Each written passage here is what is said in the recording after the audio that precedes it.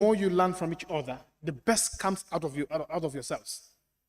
So I want to recognize for the fact that this avenue is created for our youths in the country to have a platform where they could dialogue and be champions of peace building, be as orators, advocates in terms of illegal migration. I don't want the discussion to only stay in these hollow chambers, but carry its on to your constituency. Be the mouthpiece there. Be the peace breaker there. Be the person convincing your fellow colleagues down there, not to embark on this dangerous journey. Having said that, Parliament is very pivotal in the sense that when the society is in shambles, the hope of democracy lies in Parliament. And you are here to enrich the democracy, to make sure that the voice of the voiceless are heard here. The voice of the weak are listened to. So it's a responsibility, it's an opportunity as well. It's also a privilege given to you to come and serve, to represent your fellow youths. Honorable Speaker, lastly, I want to recognize the issue of diplomacy. It has now come to the limelight that Parliament also could play a pivotal role in parliamentary diplomacy. Connect to your other sister parliaments, youth parliaments around the region and beyond to enrich yourself, to better help you to execute your mandate.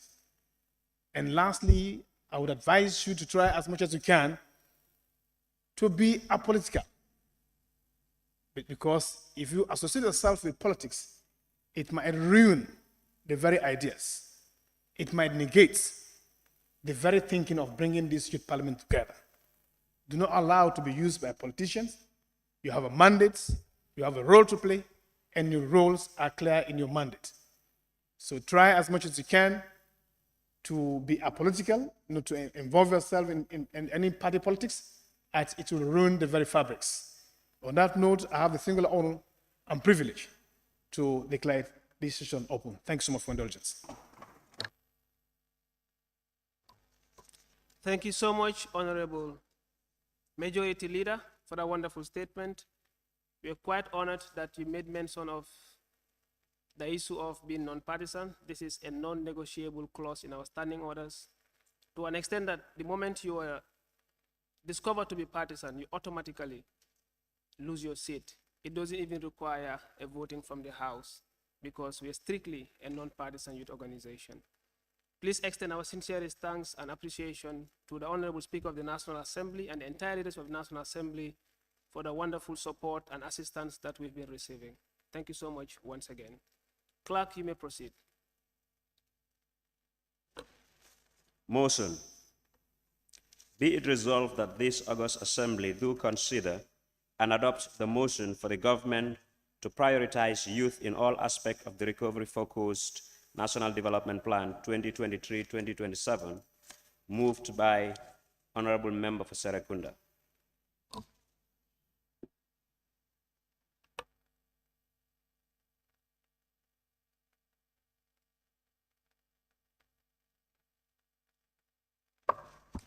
Assalamu alaikum.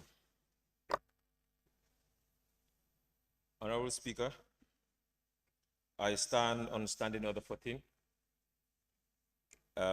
Be it resolved that this August Assembly do consider and adopt the motion for the government to prioritize youth in all aspects of the recovery-focused National Development Plan 2023 to 2027.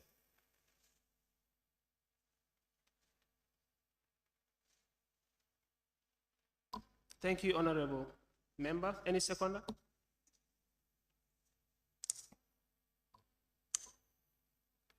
Honorable, I cannot see your tag, sorry. Honorable Member for Lower Flood West. Good morning, fellow honorable members.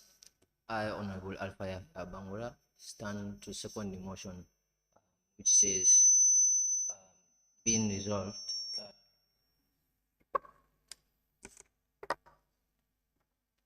being resolved that the August gathering consider and adopt a motion for government to prioritize youth in all aspects of the Recovery Focused National Development Plan 2023 to 2027. Thank you.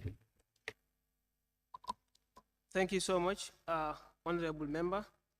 I now put the question. It has been moved and seconded that this honorable parliament do consider the resolution on the government to prioritize youth in all aspects of the recovery focused national development plan from 2023 to 2027. Those in favor say aye. Those not in favor, please say no. The ayes have it. Therefore, honorable members, at this juncture, I would now open the floor for the debates. Any honorable member who may want to contribute to the debate can do so by raising their tax to be called upon.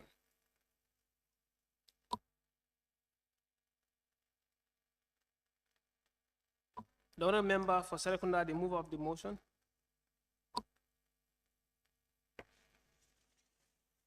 Thank you very much, Honorable Speaker.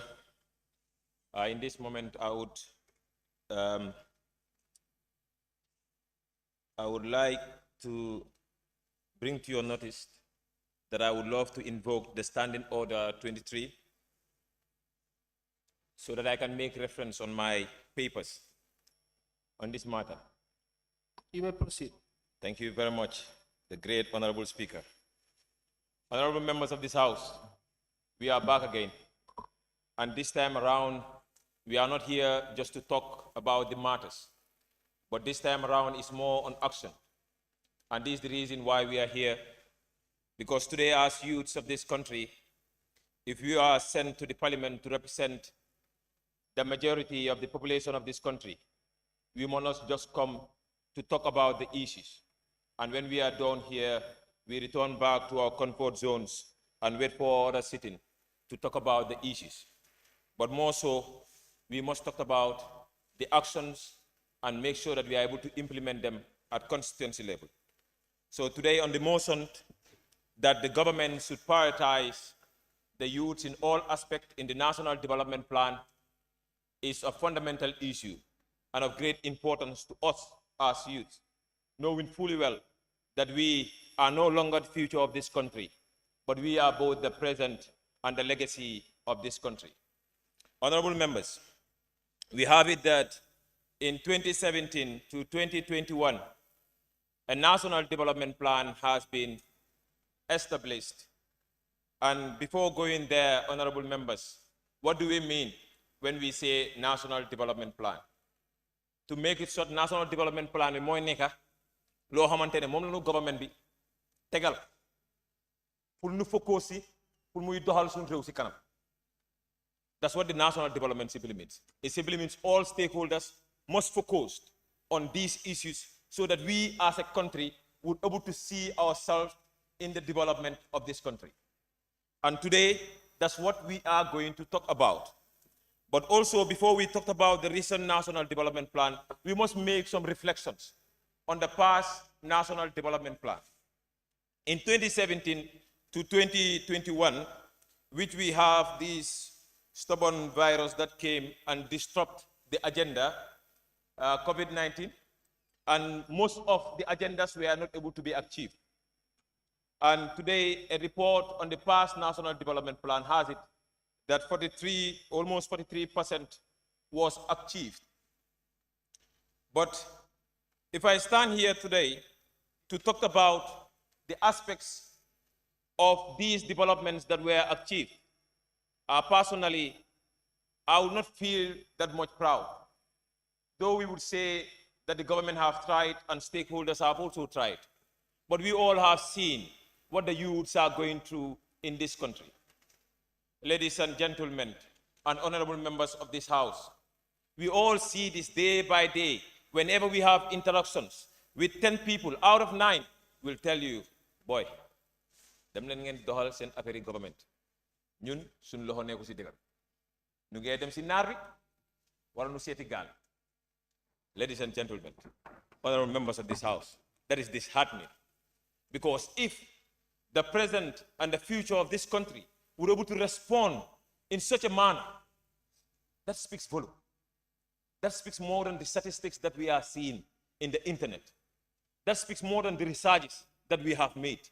That speaks more than the workshops that we do attend every day.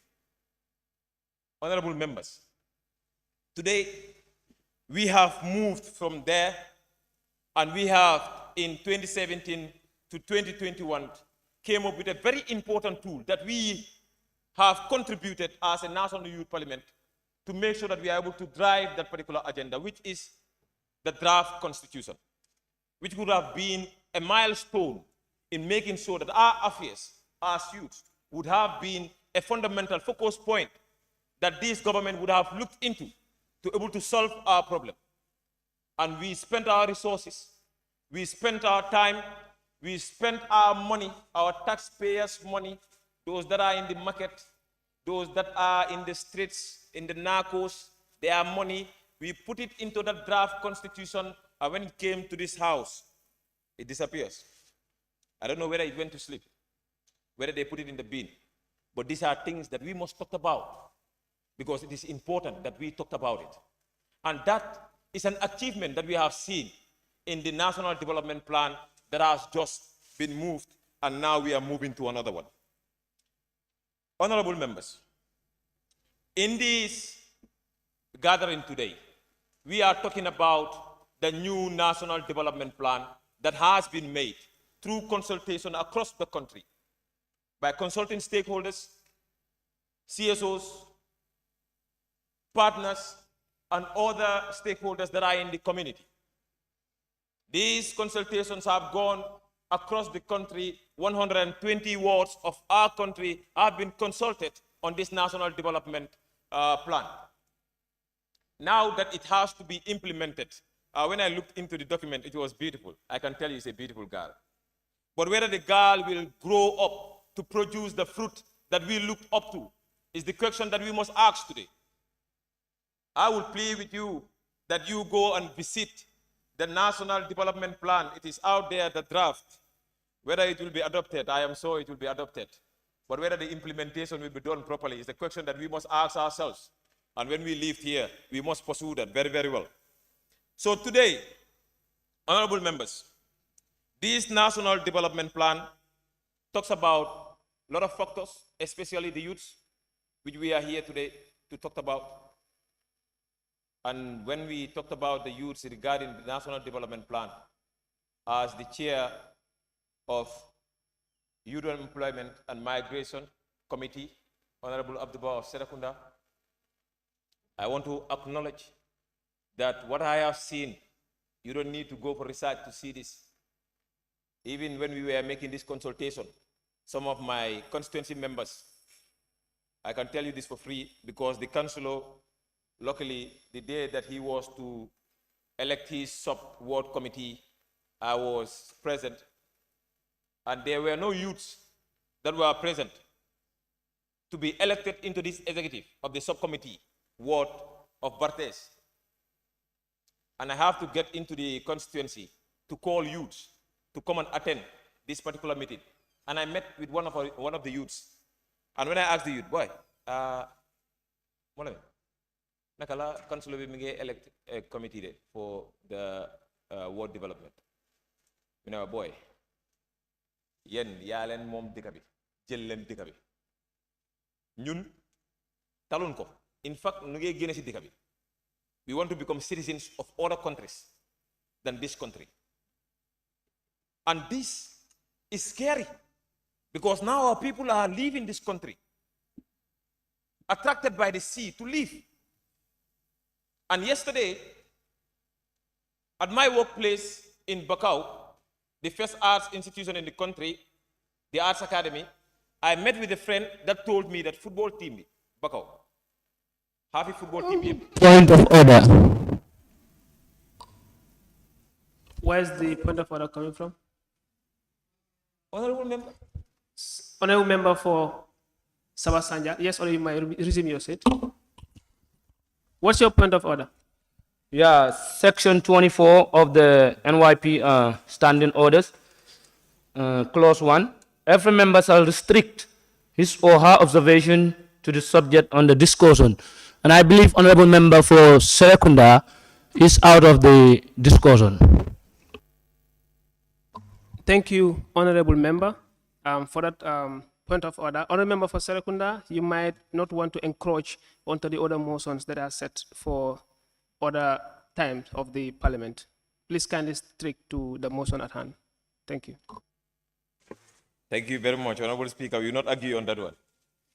Honorable member, remember, we are talking about national development. We are not restricted. Please understand, that's why I explained. National development is talking about the agenda of the country. And this migration issue is an agenda of the country. Maybe perhaps you have not read the National Development Plan. I encourage you to read it. I do. So these are issues that we're talking about in the issue of migration. It's captured there. And we are saying that the government should prioritize on the issue of migration. And what is the problem with this? Why are people leaving? After we will give these recommendations to as well. It's because there is no employment opportunity in this country. People are running away. As much as youths, we need to also take responsibility in creating employment opportunities, but we know how the country is. Here is hand to mouth. So we cannot create that much employment opportunity for our people.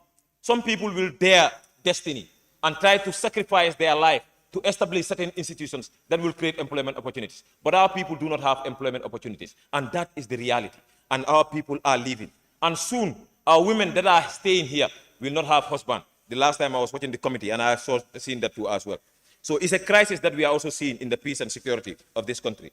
Honorable members. Honorable member, may I ask you to withdraw that statement?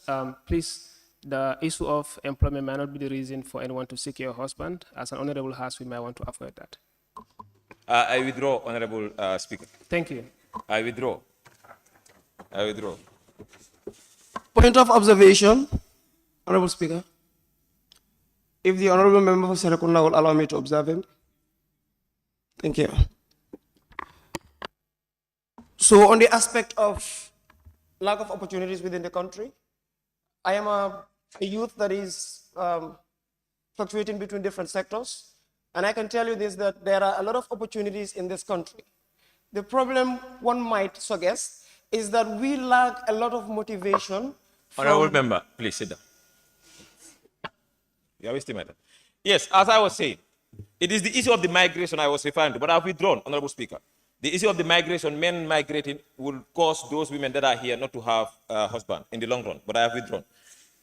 So moving forward, Honorable Speaker, in the National Development Plan, we have seen the steps that the government have outlined in solving the problems of the youth when it comes to the area of sport, when it comes to the entrepreneurship, when it comes to employment opportunities. We have seen that. It's really beautiful. But honestly speaking, in this aspect, where is the government going to get the money to implement this is the other focus that we are talking about. In a country that based on tax, and I can tell you almost 3/4 of its budget is from donors and the international community. It's scary, Honorable Speaker, because that simply means our country has no future. How would you put this?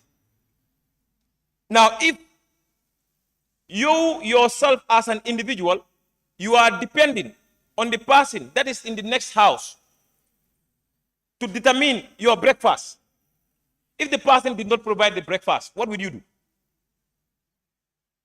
That simply means you will die of hunger. And from there, you will die. And that's where the country stands. If we are still depending on donors and international bodies to feed the projects that we have put for the well-being and the future of this country, then, honorable members, this country is doomed.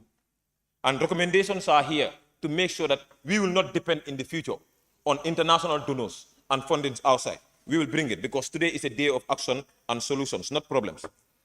Honorable member of this House, we also have to look into the National Development Plan in the aspect that we are now losing our security. Because we have seen what has happened recently in our country. That 2 policemen were killed. I will not dwell on the issue. But when you look at the statistic internationally, it's telling you that our fragility itself, from 2017 up to now has decreased, has increased rather. From 76, now is 80.5. That simply means me and you, Honorable Speaker, we are not secure. Security must be looked into because development cannot go in the absence of security. Peace must prevail, and we must do that. Honorable Speaker, to fast track on this issue of National Development Plan, and we want the government to really prioritize the issue of the youths in all aspects, we are saying that in this beautiful girl called the National Development Plan, we want the government to now get into action. We want the government to make sure that they are able to establish or to get the youths lands to get into the poultry farming. Poultry farming is a solution to solve the unemployment rate in this country. I'm telling you for free. This is a free gift to the government to also implement. When we get this land, and we have lands across the country, and we have youths that are already into the poultry farming, we have seen it. When you go from KM down to URA, people are engaged into poultry farming. Poultry farming is a way of solving Honorable member, I might advise that you shorten your deliberation so that we can have the opportunity to hear other honorable members on this subject. Thank you very much. 2-3 points, we are done on the recommendation. We also are saying that in the recommendations, to prioritize the youths in all aspects is to also give our people that are in the agricultural sector that opportunity, that resources, like the budget of the agriculture should be also looked into. And this time, not to just give it to them and they start to get cash, but no, let us implement it. Let us see them implementing it. Let us not get into too much workshop. We have been doing a lot of workshops. Let us get into the implementation and we start to eat what we grow in this country. We want to eat it. And create industries like mango. Play mango football at Orange. Let us get the industry that will be able to manufacture our orange juice, our mango juice. And Syria, from now on, we will solve our problem. The sports, my people in Serekunda are good footballers. We have seen Ali, we have seen Jallo, that are scored for the Gambia. You know, it's from my constituency, for your information. This is $1 billion area that can solve the problem of this country. And our youth, all of them, I can tell you, are into the sport area. Give them the opportunity. In my constituency, there are people that are there that need just a class, all class in Serekunda. The school itself is denying them the access to that class to be able to train these people on boxing. I will also look into that. The minister is hearing me. I will come to your office after this sitting. From there also, honorable member, I want us to look into the creative industry. The internet is another way of creating massive employment opportunity. Look at TikTok. How TikTok is paying people. Look at YouTube. How YouTube is paying people. Are we sleeping in this country? Look at the creative industry, poetry, drama, painting, you know, crafting. There's a lot of money. The last time, there was an exhibition in UK by a Nigerian man, and the painting was costing 1.2 million pounds. That is the budget of this entire country for 50 years. I am telling you for free. Basket Mouth, a comedian, is earning every year $6.7 million US. Search it, those that are making reference. You can see it there. This is a lot of money. We have Bright Star Entertainment. We have Home of Talents. We have a lot of groups here that are doing things in the creative industry. The Arts Academy, the first arts institution that I personally established, is here. We are doing it. People must get into the creative industry so that we can create employment opportunities. Today, we are not here to talk, but we are here for actions. And any honorable member that have to rise today, and from last sitting, you didn't do anything, don't talk here. We are not here to joke. Not point of order. If you think today I'll be leaving the parliament, I'm not leaving, I'm here. I am not. So we are here to make sure that we are able to get things done. Let us get things done. Honorable member, I don't want to waste time, but I will conclude and say the great words of the great man, Julius Nyerere, said, Ekulu ni mahali patakatiku. He said in Swahili that the State House is a holy place. Today, honorable members, I am telling you, the National Assembly is a holy place. This is a mosque for us, honorable members. We don't come here to joke. We don't come here to play drama. We come here because we are representing the youths of this country. And we should not joke with it. We should not play football with it. My son cannot grow in this country and come and start advocating the same advocacy that I was doing. No, I will not see that. I will die than to see that. And this, me and you will fight out of this house if you are not doing the right thing. Honorable Speaker, honorable members of this Honorable House. member. Thank you very much. Thank you so much. Honorable member for Combo South.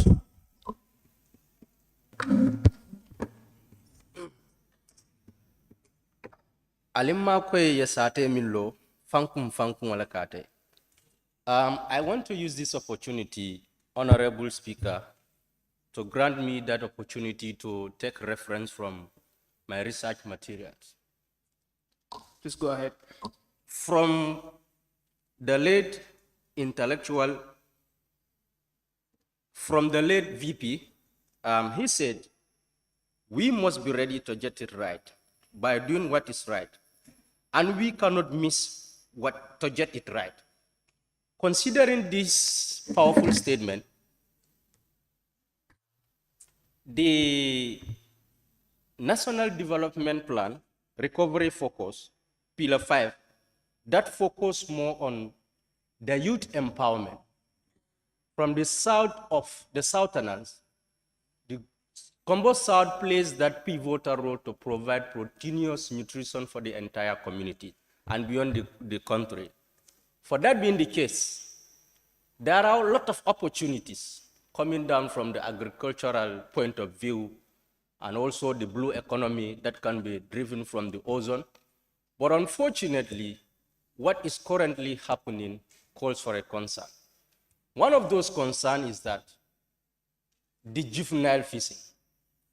Gambia, we are known to produce fish that supplies the hinterland equally. Some is also used to export for foreign exchange. But unfortunately, if you look at the proliferation of the fish milling companies, the catch out is becoming an issue. As a result, the size of bonga fish is now being put in the threat. In a situation that what we were used to know is because of this proliferation of unregulated fishing, this is definitely disturbing the industry. Equally, looking at the agricultural production, South has this ability to serve as a food basket for this country, more especially in terms of vegetable production. Climatical conditions have supported Combo South so long as we live in West Coast. But unfortunately, with the proliferation of the real estate, all the arable lands have been turned to human residents. So this is a serious situation, considering the fact that now the way the world is moving, we must try to do things on our own in order to take charge of our own food basket. But unfortunately, we don't have any land use policy that will demarcate to us that here can be a residential purpose, here for agricultural purpose, here for other purpose. Unfortunately, even the hard men, now they find it very difficult to have their cattle well fed from the environment.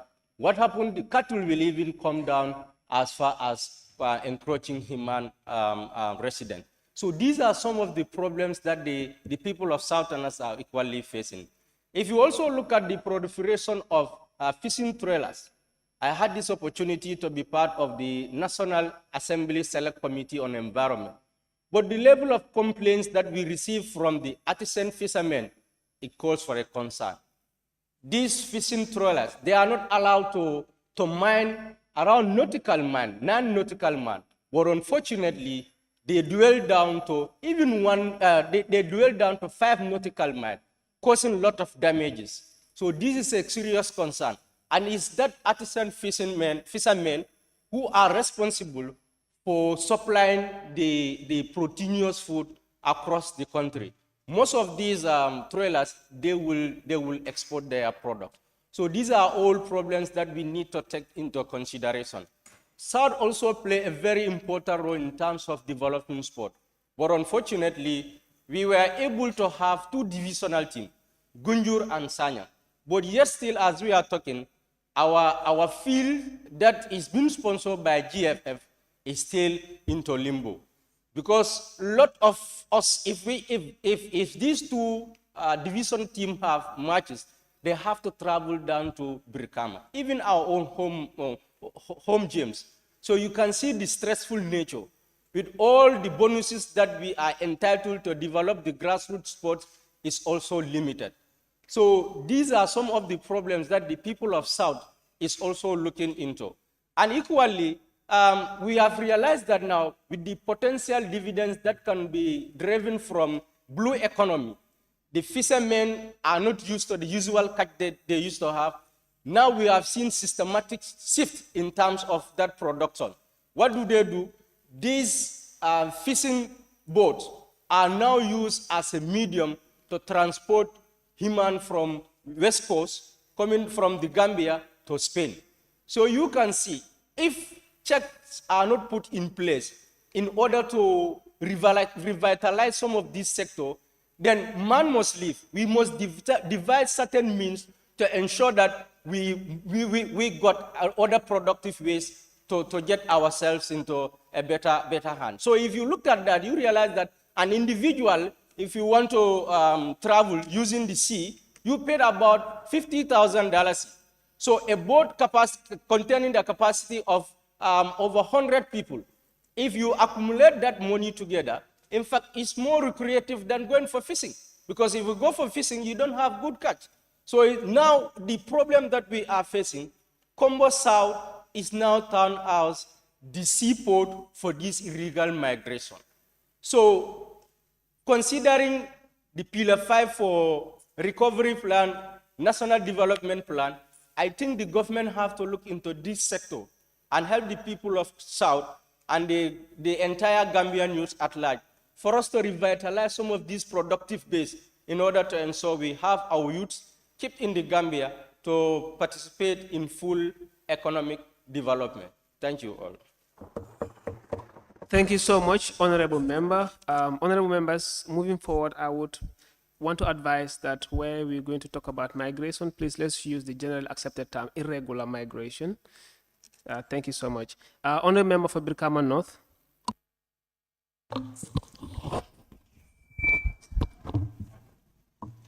I think it is time we stopped faking ourselves. We've been talking for far too long. Nobody has seen the outcomes so far. You see the top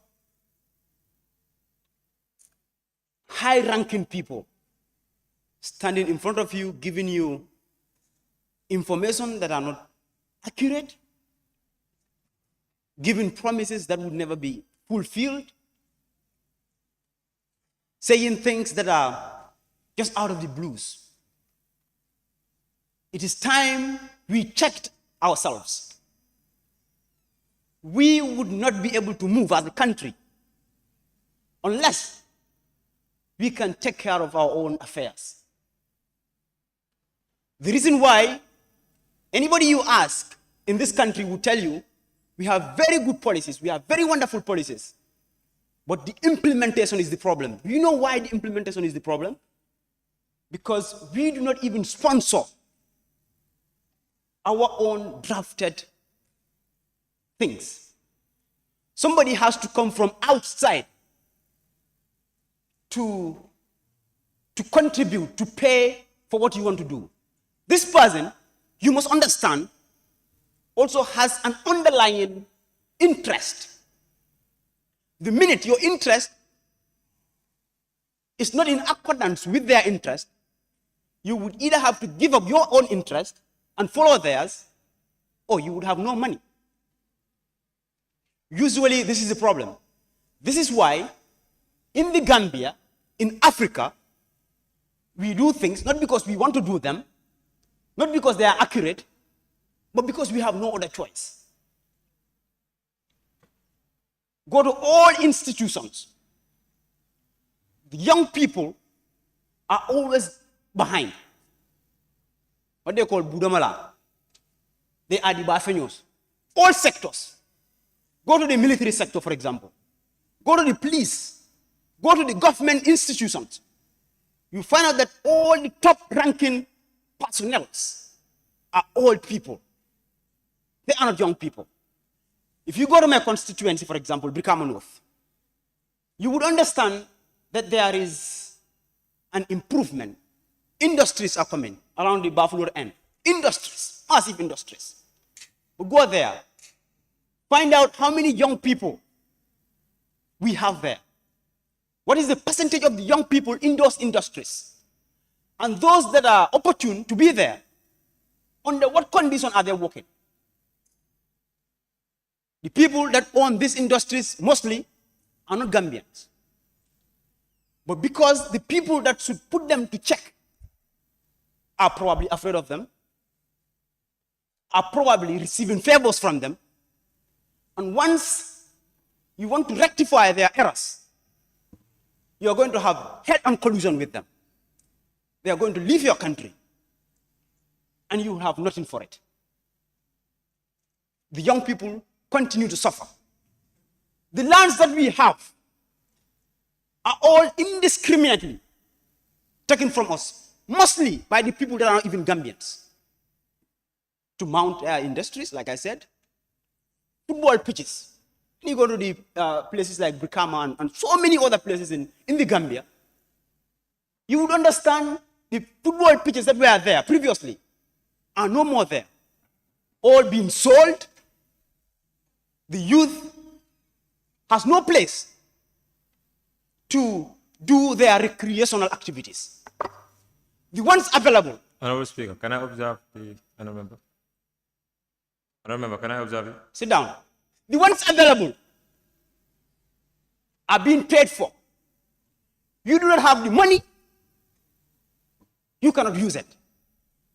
But when stakeholders stand in front of us, the first thing that they would say, these are done for the youth. The youths cannot even use them. We cannot talk about the security of this country without the involvement of the youth. Because we understand that the security is in the hands of our military personnel and our police forces. And these people are largely constituted by the youth. Whenever you want any physical intervention to ensure places are in check, not violence, just to ensure things are calm, you use them. But how much are we paying this security personnel? It's a question. You know, sometimes some topics are so much intertwined. I understand that we will talk about migration some other day. But at some point, you cannot talk about one of these topics without bringing the other. The reason why a lot of people are fleeing the country is not because there is no employment. That might not be the case. That might be the case at some point, but that might not be the entire case. Why do you think, if that is the case, we are having the teachers leaving their job, young teachers, leaving this place? Why do you think we are having the military personnel? Why do you think we are having the police leaving this place? We do not pay them enough. It is time we speak about these things. These are the realities we have on the ground. It is time we give them. Somebody came some other time and said, there was a robbery, and one of the security personnel happens to be the robber, for example. And you know, the person was complaining. I said, I think it is time we started asking questions. Why do we have the people that are supposed to protect us, that are supposed to stop the other individual from doing these things, now doing it? Primary question. If I have no food in my house, if I have borrowed from people, because what I have in a month cannot suffice me. I have 10 kids to send to school, or I have 5. I need to give them lunch every day. I need to give them their fares. I need to buy a bag of rice. I need to buy this. I need to buy that. There is no money in the pocket. I have borrowed from people enough. Once I have seen an opportunity, once I have seen money, I will grab it. Do not try to be divine. You are not divine. You will do it. That is the reality. You are going to do it. Honorable member, may I please ask you to clarify, what do you mean by that? Are you in any way justifying robbery because of you do not have? What I'm trying to say is, please, you might want to say that again because the mic was. Honorable member, calm down. Sorry. You might when the mic is on, your mic turns off automatically. So you might want to give it 2 seconds when I switch off the mic. Yes, thank you. Thank you so much, Honorable Speaker. So, just to clarify this does not sanctify robbery in any way. What it means, what it's trying to tell us is that we are all human. And in human nature, it's in human nature that you consider self first. No matter what that brings to you, you consider yourself first. If you are going to die, you are not going to allow that. That does not mean it is good. When you do it, I cannot just come and say it's good. But we understand that you will do it. Because everybody else is going to do it.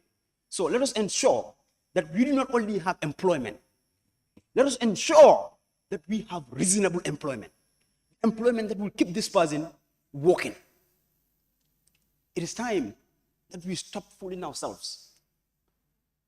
Some of these poppycock, some of these baldadas and hogwash speeches that we always give, I think it is time we let go. Come to the table. Point of order. Yes, Honorable Member. Honorable Speaker, the honorable member is speaking languages that we don't understand. And this, I know, is not Mandinka or Wolof or something. Can he clarify? He's deviating. Thank you, Honorable Member. Honorable Member for Brikama Note. Honorable, I think if we are to, this is an English word, dictionaries are available. I'm sorry. Honorable Member, what words do you use? Are they English words? Sorry? I said hogwash, baldadash, and poppycock. Are those English words? They are English words, yes. Dictionaries are available. Okay, thank you for the point of order, Honorable Member for Serekunda. Possibly you'll be able to get clarification on that as the sessions continue. If we do not have, then it will be considered as a language that is not accepted in the House, because the only language is accepted by the standing orders actually English language, sign language, and the local language that we have. So if I cannot pronounce the words, but if they are not English, you may proceed, Honorable Member. Just to wrap up, whenever we stand in front of the people, let us tell them things that can be materialized. Let us not deceive them.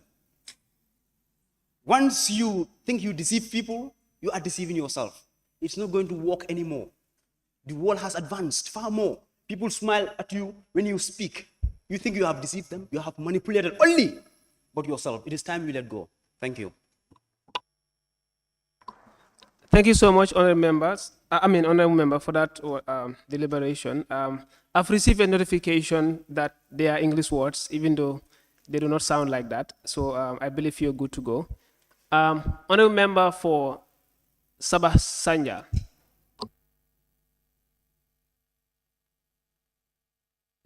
Alhamdulillah Rabbil Alameen. Thank you so much, Honorable Speaker. I'm very proud, to be honest, to rise up to this August Assembly. Honorable Speaker, with your permission, may I take reference from a legend in leadership and policy maker. Can I go ahead? Okay, I will quote from legend Halifa Saleh, Honorable Halifa Saleh, who says, anything for the youth without the youth is actually not for the youth. And if you look at the Recovery National Development 2023 to 2027, Pillar 6, Human Capital Development. And definitely, I love what Honorable Member for Serekunda said. Now we need action. We don't need, talking. We have been talking for decades, and nothing changed yet. So if you look at Chapter 7, Pillar 6, Human Capital Development, we have the basic and secondary education. Honorable Speaker, you wouldn't believe what I'm saying, but definitely we the people of Sabah Sanjal, we are unfortunate. Sorry for using that word. If you look at Sabah Sanjal, it comprises with 58 villages. Only 2 senior secondary schools are there. And then both the 2 secondary schools are centered in Sanjal worth. Sometimes we produce good students. At the end of the day, they have to travel all the way from up country to the urban country just to what? Higher their education or further. And I believe those senior secondary schools that we have there, at least they are not enough. Yeah, we can say that they are not enough, but then we have been producing vampires in those schools. And one of those is Ibrahim Boy, Mentor Boy, is here with us. So I believe... sorry, honorable member, I'm not sure the term vampire is what you definitely mean. Do you mind using a term that we might understand? Because I don't think there's any human that is a vampire. Thank you. I would draw the statement, honorable. I would draw the statement, huh? Legend, sorry, let me use legend in this word, in this case, huh? So, honorable speaker, what I wanted to say is, if this national development plan, if it is well implemented as the way it's supposed to be, definitely we the people of Sabah Sanjal, we are going to appreciate it. Why do I say so? Simply because we have so many people who graduated from let's say upper basic, but then at the end of the day, they don't have the opportunity to get a good school, meaning to further in secondary education. So, honorable speaker, I believe the government should improve on that aspect very much. And then this national development plan, we are hoping it will be well implemented as the way it is designed, because Gambians, we are good in designing, but implementation is our problem. But I believe we will really upgrade from that. So the other thing is quality, accessible, and affordable healthcare services delivery for all. I believe we have clinics in my constituency. Let me be very specific. We don't have health centers, we have clinics. By then, if you go to these clinics, you will be able to get access to, what do you call it, paracetamol. Huh? But then now it is so hard for you to go there and even get a paracetamol. What they will just prescribe, give you that paper, say, go to the pharmacy. You buy a drug for yourself. And I believe these services, we all need these services as citizens. And we belongs to the Gambia. We are citizens in the Gambia. So the consideration of our young people down there matters a lot. And it matters me a lot. So, Honorable Speaker, I would say another thing is tertiary and higher education. If you look at in the North Bank Road or in the whole of North Bank region, I don't believe there is a tertiary school or institution that is functioning very well. We are having one that is Farafenye, we call it UTG, but in that one, I don't think so, it is well functioning. So meaning, we still need more tertiary and more high institutions so that our young people who are down there can have access for those institutions. I believe if that is done, we will be very glad. The next thing is we talked about sport here. We know now Gambia, definitely, we are proud to say the sporting of Gambia is doing well now. It's doing fine. Everybody is proud of us now. But I believe the inclusion matters. Our selection is based on only the urban centers. We forget about the rural Gambia. And definitely we have talented and promising young players. But then even to showcase, a venue to showcase their talents is a problem in Sabah Sanjal, definitely. In Sabah Sanjal, we only have the community fields. We don't have a field that is owned by the sport committee, or that is built, or that is found by the Ministry of Youth and Sport or any ministry there. So, Honorable Speaker, I would say definitely we really need the support of the government in that aspect so that our young people can realize their well-being in this nation.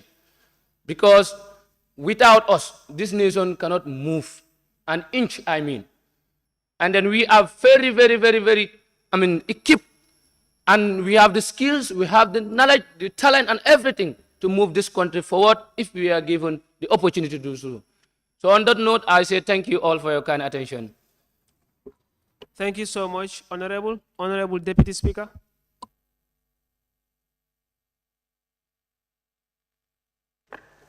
Thank you very much, Honorable Speaker. I am just going to speak on the obvious about the National Development Plan. Yesterday evening, we were looking at the budget for the National Development Plan, and we have seen an outstanding budget of $2 billion as the budget gap. And why I'm giving reference to this is because, and we have also talked about our worries and fears because of the status of the world political environment and how we are most likely will not be able to meet that budget line. And as of now, as I am speaking, I know it will be a surprise to say young people are not a national priority in this country. We are not. We have education, we have health, we have infrastructural development, we have agriculture, which are all good. But I think young people need to be pronounced and put in policies as national priority. Why is this important? In the case we did not meet the budget line to implement the National Development Plan, that means when things are put on the table, issues of young people will not be the first to be addressed, will not be the second to be addressed, and will not even be the third to be addressed. And if the budget is exhausted, that means the issues of young people will not be addressed at all. We keep on asking ourselves why we have unfinished mini stadiums, why we have some indicators in our last National Development Plan, such as the establishment of 2 sporting academies nationwide, and also introducing a sporting program into the University of the Gambia just to enrich our sporting and make sure it has become viable for young people to earn employment. And we ask ourselves why these and other things like our youth centers are not well equipped. They're not well equipped to empower young people to their fullest potentials because what we need to interact and prefer solutions to our problems are not met in those centers. This is because we are not a priority.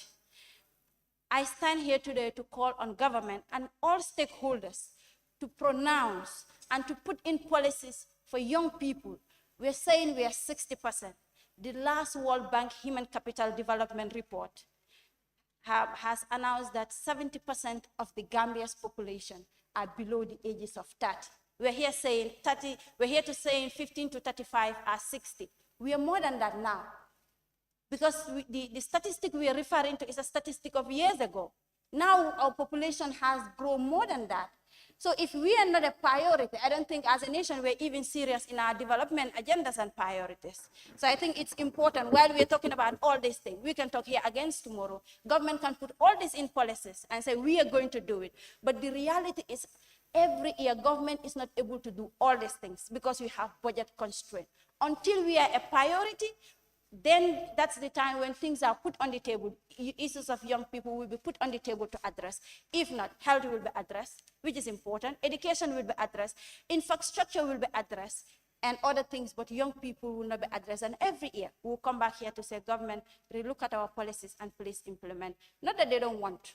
I'm not speaking for government, but I will say not that government don't want to implement those things. It's because the money is not available and we are not a priority. So we want to be priority number 1.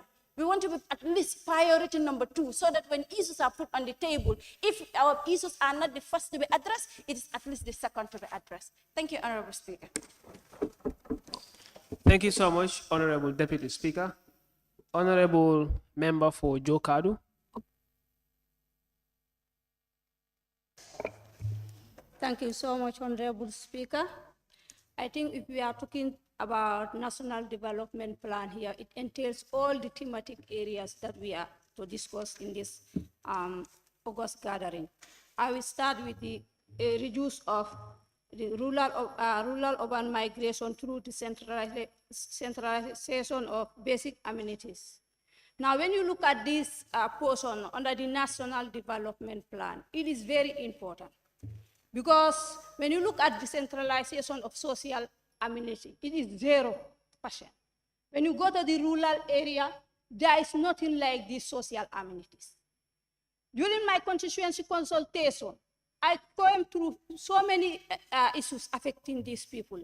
which talk about these social amenities. When you look at, we are talking about skill here. Skill. You cannot open a skill workshop without electricity. The youths have really lamented about this.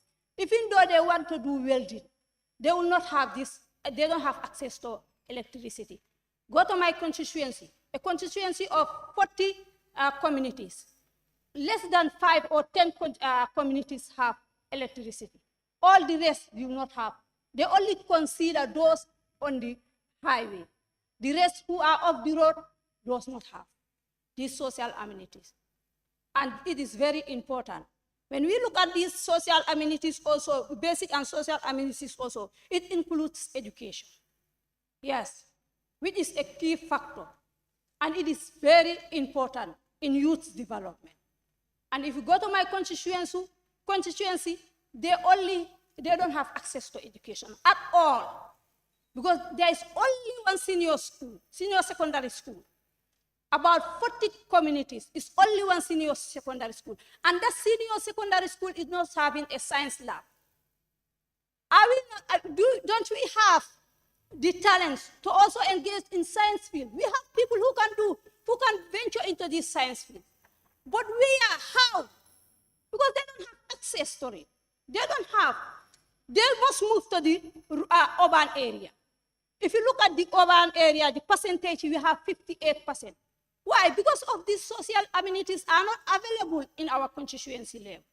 We go to health sector. It is 0% in my constituency. And I will not be at ease if I don't mention it here. Look at the health sector. If you look at the health sector, to access these health facilities is a big problem. Because number one, we have poor roads. The roads are very bad to the extent that even to drive a motorbike there, to ride a motorbike there is a problem. Talk less of an ambulance. And they said they have provided ambulance to the communities. Are they monitoring those ambulances? No. Because during my constituency consultation, those whom I meet, they said that they have never have access to those ambulances.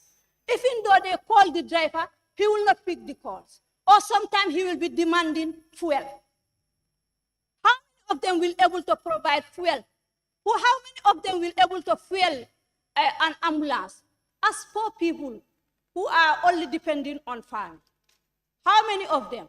They will prefer using these donkey carts or horse carts, which is very risky to pregnant women. We have seen people, how these pregnant women and people on the young women on delivery, how they are suffering. Let's look at this ferry terminal. There is no ambulance board there, which should be there. Because there are at times when a pregnant woman comes or somebody who is on delivery, on labor, will have to wait for the ferry to come. If the ferry has already departed, that individual has to wait till when the ferry comes back, so that she will be able to be transported, which is very risky. We have a scenario on that this year. There was a lady who was brought to Essel, and that lady spent there almost the whole day.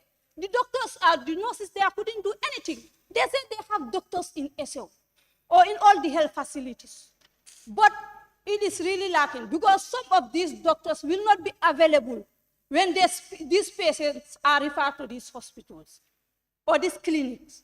Because when you come there, sometimes you say, you have to wait for the doctor to come. You have to wait for the doctor to come. This lady was there for the whole day until 2 o'clock when this ferry has already closed. That was the time that they detected that these people, they cannot do anything anymore with her health, with her issue.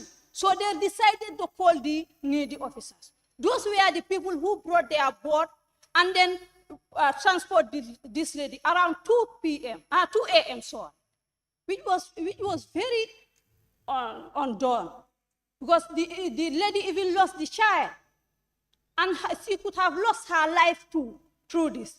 This is very important. We go to sport.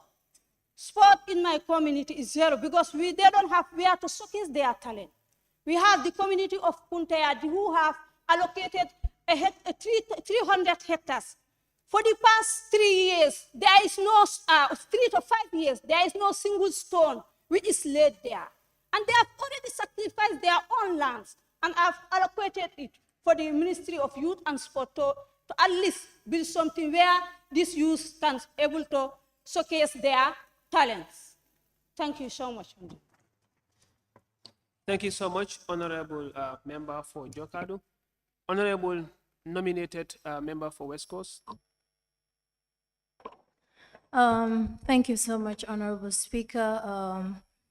Looking at the National Development Plan, in as much as it is diverse and it has a lot of issues or it entails so many things, I'll just speak on the women and children aspect of it. Because looking at the youth age bracket, you have from 15 to 35. So 15, 16, 17 are all children, and they're still young people. So, Honorable Speaker, I've had many honorable members talked, but sometimes I wonder and I ask, how serious are we as a nation? How serious are we as a country? Looking at the policies and programs that we have, we are all agreeing that it is a general thing when it comes to implementation of policies and programs. Making policies is one thing, implementation is another thing. And we will not be considered as a serious nation or country if we are not prioritizing issues of children and women.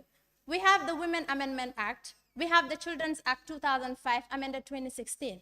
The Gambia has ratified the United Nations Convention on the Rights of the Child in 1990, and also ratified a regional instrument, which is the African Charter on the Rights and Welfare of the Child.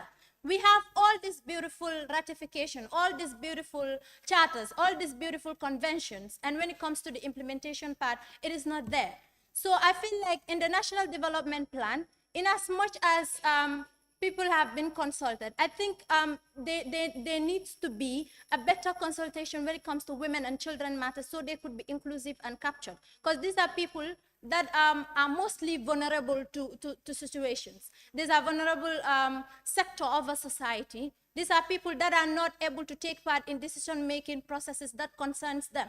So women and children, knowing how well, if empowered, how well they can participate or how well they can influence decision-making processes and contribute to the socio-economic development of this country. The National Development Plan, in any way, considering the conventions that this country has ratified, should be inclusive when it comes to women and children matters. These people should be prioritized because obviously they would be able to stand out to defend their country. They can contribute in as much as other genders could, so that we can close the gap of inequalities. So I believe with what I would recommend is that government should take issues of women and children as serious as any other issues, because these are a sector of a society that are mostly vulnerable. And then they should also fulfill their commitments towards the ratification of certain international, regional, and even national legal instruments to empower women and children. Thank you. Thank you so much, Honorable. Honorable nominated member for persons with disabilities. Thank you very much, Honorable Speaker. I know when I stand up, before I speak out, people already get a sense of my direction.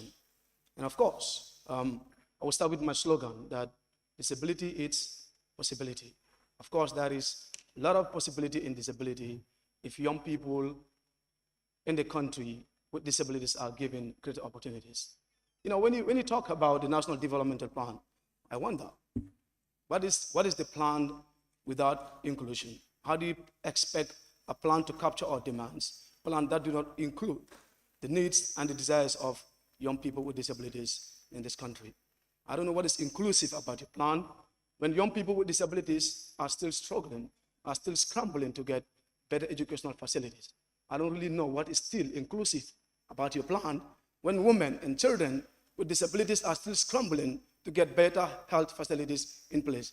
I don't really know what is still inclusive about your plan when young people with disabilities are still scrambling in the country to get access to public sector or governmental institutions in this country. I don't know what is really inclusive about your plans when young people with disabilities are still scrambling to be able to get perfect mobility aids, when they are still scrambling to get better communication system. I don't know what is still inclusive about your plan if Young people with deaf and hard of hearing in this country cannot able to communicate to their peers without proper communications tools put in place. I don't know what is still inclusive about your plan. When young people with disabilities are still scrambling to get better, employment opportunities in this country. I don't know what is still inclusive about your plan. When everybody forget about the sector of disability. And to remind this August gathering, and to remind the government and the caregivers and service providers, we are the most important sector in the country, whether you know it or not. But before you can understand what we can do, before you can understand and recognize the potential of young people with disabilities, before you can understand how much we can able to contribute towards national development, you have to include us. But you don't have to use us as a subject of decoration, an object of or tool of trying to raise funding. It's happening in these countries from the government level to private sector. A lot of young people organizations, a lot of governmental institutions are now using young people or people with disabilities to raise funding. During their pre-planning stages, we are never included, except when it comes to implementation of their activities. Now they bring us as beneficiaries. We don't want to serve as beneficiaries of any project in this country. We want to serve as the leaders of any development project that is coming for the young people of this country. But this is not really happening. Like I said always, our country will never be equitable. This country will never be productive. This country will never be considered as a democratic state. This country will never be considered as an inclusive state when young people with disabilities are set aside because of their disability. We don't have to look at our disabilities to judge what we can really contribute. We have to look at what we can able to do. Give us the chance. And everybody can be part of this family. We don't pray for it, but let's think about it. I will give you a statistic that I am able to arrange from a research that I've conducted in Uganda. Because of the civil war, the Ugandan government are able to now employ about 47 people with disabilities because of the war. Because most of the people that they employed are now living with disability because of the aggression. So could you imagine, without war in Uganda, those young people will not be employed. So we don't pray for such in the Gambia, but it is always important to lay a plan that will support people that are living with disabilities now, later, and in future, because you can never tell. We don't have to advocate about disability only when we are considered as persons with disabilities. No, we want to see that, all right? We want to see that our needs are considered in every development plan in this country. But that is not really happening. How many of us are struggling every day? How many of us get the better education? How many of us? How many of us can still go to school? How many of us? How many of us are even allowed to work in public offices? How many of us? How many of us are given the chance to contest during elections? How many of us are given the opportunity to take part in leadership in this country? What is inclusive about your plan? I don't know. I don't know what is really inclusive about your plan. If our demands are not met, if you have ratified the Convention on the Rights of Persons with Disabilities and you still domesticate this convention, of course, we have the Disability Act. So what is going on? What is the government doing? What is the civil society doing? What are the advocates of this country doing? You know, sometimes I'm really disappointed if gatherings are organized for young people and a lot of young people will give a beautiful speech about their successes, about their stories, but none of them will even talk about disability. None of them. I don't know. None of them talks about disability. But we are very important, and we can take part in nation building. We can take part in national development. We have seen a lot of classical examples. We have seen a principal magistrate being a visually impaired in this country. That is a sign for you. We have seen a National Assembly member being here as visually impaired. And they're perfect. They delivered well in office. They've been contributing a lot. And we are paying tax, of course, even though we have only 2 jobs in this country. That is, one, if you are visually impaired, maybe get the chance to be at the college. Because the head of the college at the time